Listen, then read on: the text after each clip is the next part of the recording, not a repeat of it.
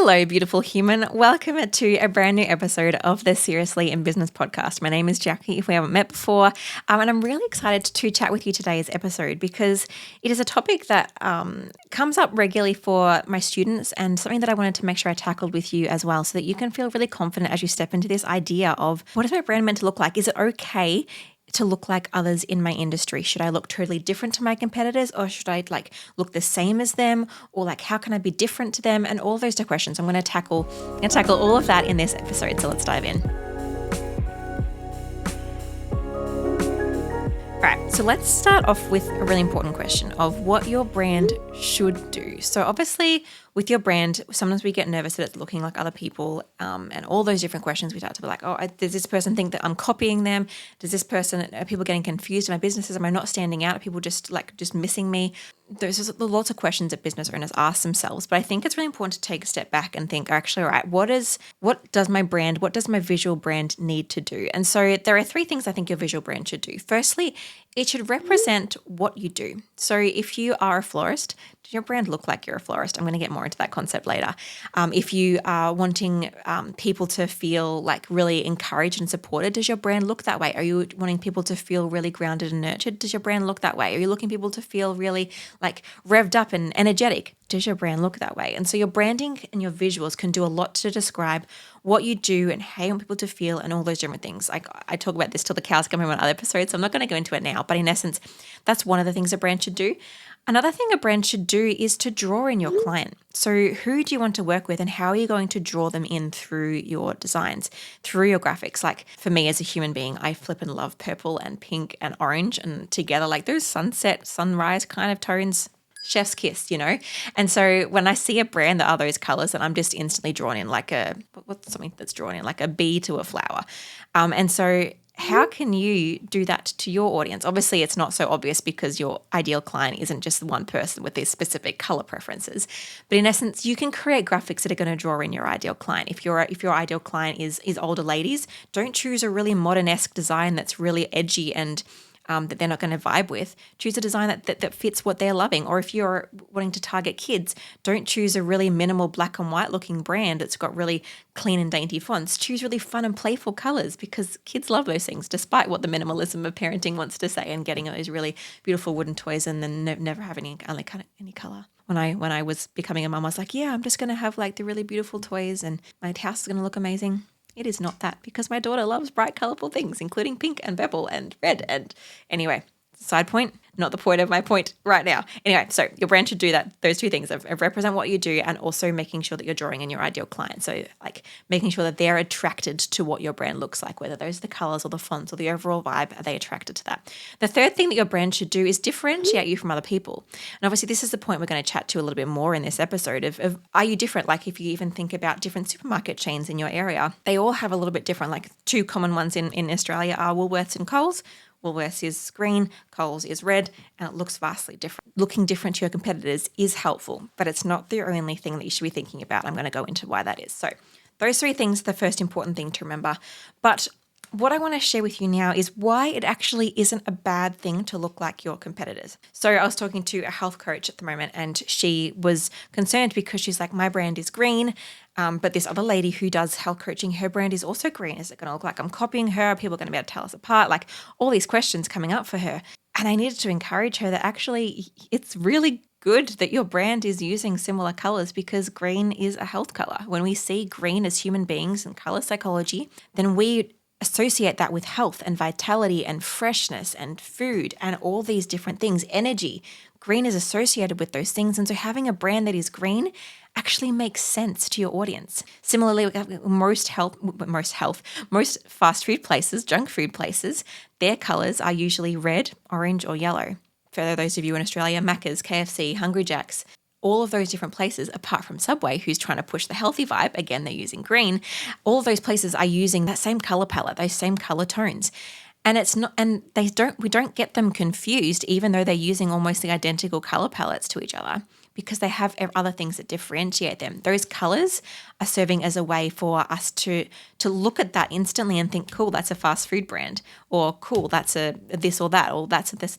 So it's really important that the colors that we use and the design that we use actually makes sense to our audience. It's building the foundation of what we actually do.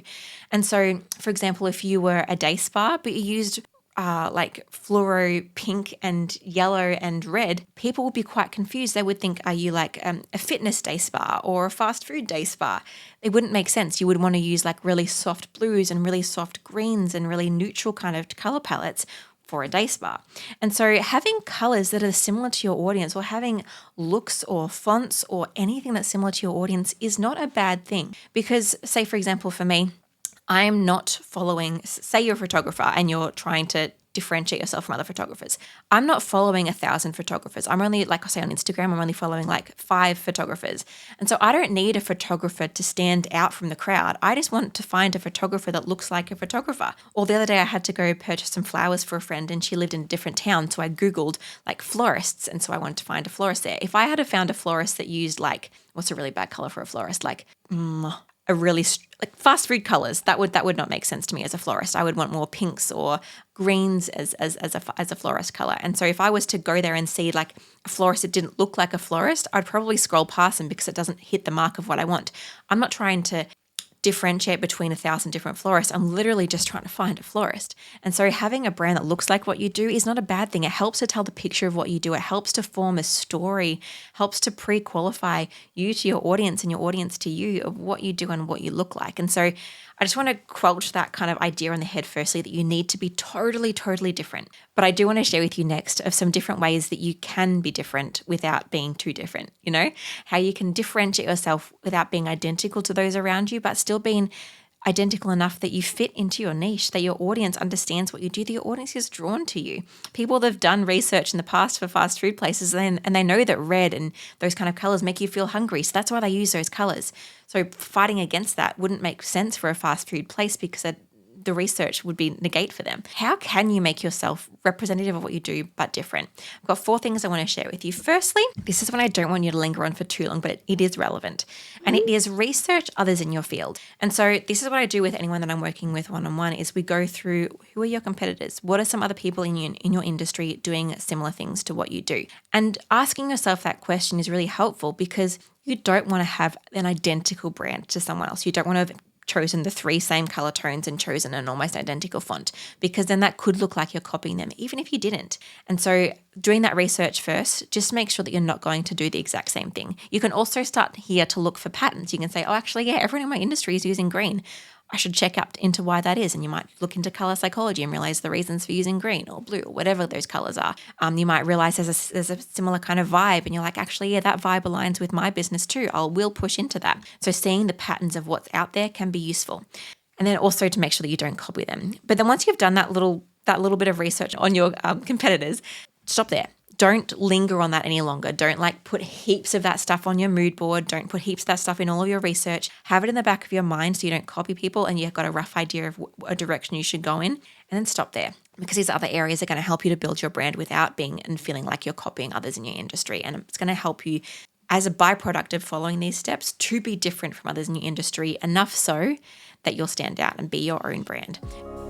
I just wanted to interrupt for a moment to say that if you're enjoying this episode, I would love to invite you to my free 3-part video training to help you to create your own stunning visual brand, helping you to grow your business faster and to feel and look $1 million.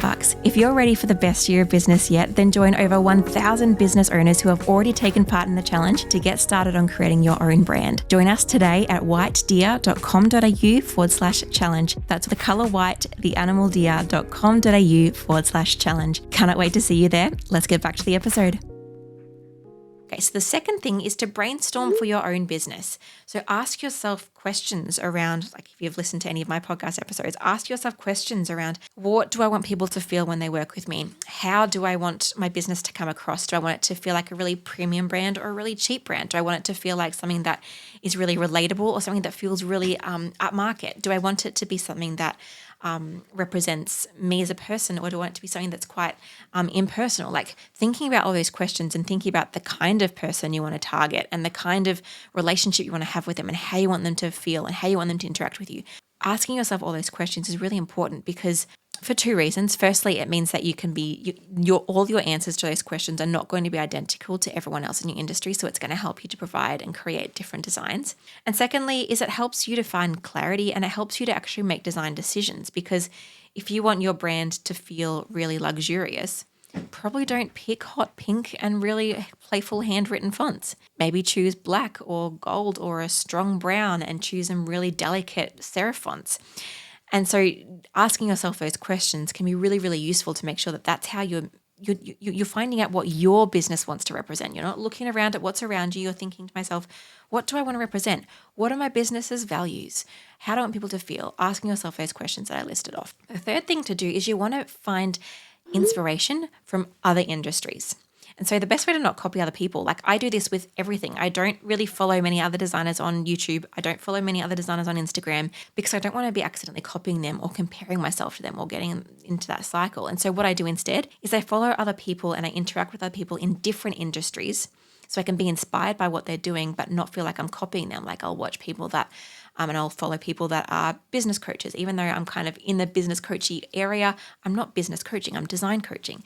And so I'll also follow people that might give tutorials online about a different topic so that I can learn how to give tutorials well for my YouTube channel, but I'm not copying how other designers are doing their tutorials on specific things like Canva that I always use, because I don't want to be copying them. I don't want to compare myself to them. I don't want to feel like I'm competing against them, because there's enough space for all of us in this industry. And so for yourself is you can gain inspiration from other businesses and brands. And so when you've done that second step of working out what your own business wants to prioritize and how you want it to feel and all those questions, then you can go onto places like Pinterest, and instead of always only searching like health brand or health graphic design or health coach graphic design or fresh food graphic design, like you might have searched if you were a health coach, which those phrases are still good to search. I definitely recommend doing that. You can also search phrases like energetic graphic design, because you realize you want people to feel energetic when they work with you. Or you might have decided, I want to have a really upmarket brand. So you might want to search like upmarket graphic design or luxe graphic design. And those kind of different phrases are going to help you see a whole range of design styles that you can then channel into your own brand that aren't just copying everyone else in your industry. So find inspiration from other industries, from other places, from other people doing different things to what you're going to be doing, but might have a similar design style to what you're wanting. So do that kind of research, and that'll be really helpful to not copy, but also to find some good inspiration. And lastly, add you to the brand. You are 100% unique. That's a 100% guarantee that I can give you. And so if you are any part of a personal brand, where when I say that, I mean a brand that, for me, when you work with White Deer Graphic Design, you're working with me. You're either purchasing my course, or you're working with my team, or you're watching my YouTube videos, you're listening to my podcast. It's based around me. If I was to sell my business, it would lose a lot by not having me in it. You would have someone else would have to step into that space. And so for your business, are you the main person performing the service, or are you the main person creating the product? If so, learn to push into a personal brand if that suits you. And learn to kind of channel your uniqueness. I've channeled my favorite color of purple. I've channeled my kind of high energy, interesting, like bubbly kind of vibe, rather than kind of being more monotone and serious. And so how can you think about you? What is your personality? What do you love? How do you talk? How do you relate? Are you a more slow and calm person that makes people feel grounded?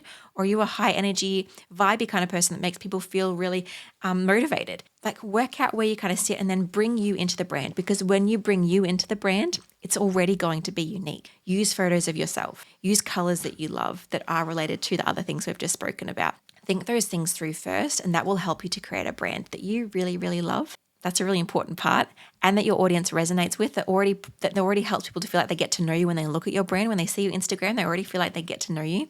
And that's going to help you to be different to the rest. It's going to help you differentiate yourself from other business owners doing a similar thing. They might even doing the identical thing, but if you're doing the identical thing to them, you're both different human beings. And even though you're doing things quite similarly, you're going to be approaching them from different angles, and you can then express that through your brand. So those are some things to think about as you decide, as you create your brand, as you might do a rebrand, to make sure that you're not copying other people, that you're not looking identical to other people, but you're infusing yourself. You're infusing what your target audience loves. You're infusing what you're about, and finding inspiration from other places that aren't just your industry, aren't just your competitors. So Hope you found that useful. Thank you so much for joining me. If you would actually love some help around this stuff, make sure you check out the Seriously in Business Challenge. It's a free 3-part video series.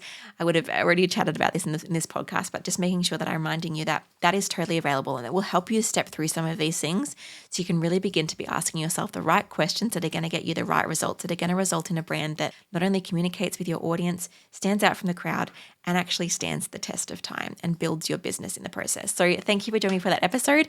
If you've enjoyed this, or feel free to share it with some friends. If you've got some business friends that you know are really struggling with their branding or really want to learn about marketing or really want to learn about just not feeling alone in business, shoot the podcast, shoot the YouTube video their way. I would love to have them along for the ride. And if you're enjoying it, feel free to chuck me a review on iTunes or Spotify or wherever you listen to your podcast. I think iTunes is the easiest place, to be honest with you. I really appreciate you being here. Thank you for coming along, and I'll see you next week for another episode. Bye.